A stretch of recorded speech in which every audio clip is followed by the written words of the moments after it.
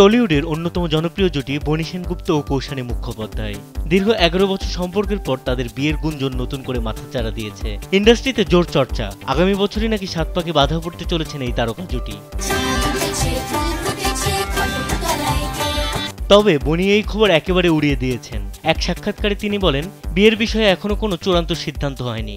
আমাকে প্রশ্ন করা হয়েছিল কবে বিয়ে করছি, আমি বলেছিলাম এবছর সম্ভব নয়, আমাদের দুজনের কাজের চাপ রয়েছে।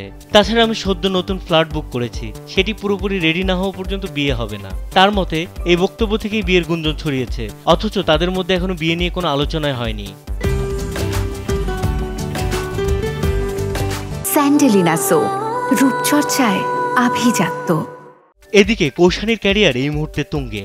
আবার প্রলয়, বহুরূপী এবং কিলবিল সোসাইটির মতো প্রজেক্টে কাজ করে তিনি যেমন দর্শকের মন জিতেছেন, তেমনি তার ছবির গানগুলো সোশ্যাল মিডিয়ায় রীতিমতো ট্রেন্ড করছে। বনি নিজেও একাধিক প্রজেক্টে যুক্ত, যদিও কৌশানীর তুলনায় কিছুটা পিছিয়ে রয়েছেন বলেই মনে করছেন অনেকে।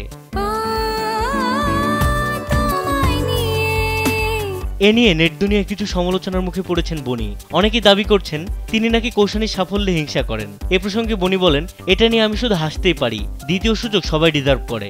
কৌশানী সেই সুযোগ কাজে লাগিয়ে নিজেকে প্রমাণ করেছে, এটাই বড় কথা। ওর খারাপ সময় পাশে ছিলাম, ভালো সময় কেন থাকবো না। কারা এসব ভাবছে জানি না, তবে যদি কেউ এসব বলে কিছুটা ভিউ পায় তাতে আমার আপত্তি নেই। বিনোদন ডেস্ক, কালবেলা।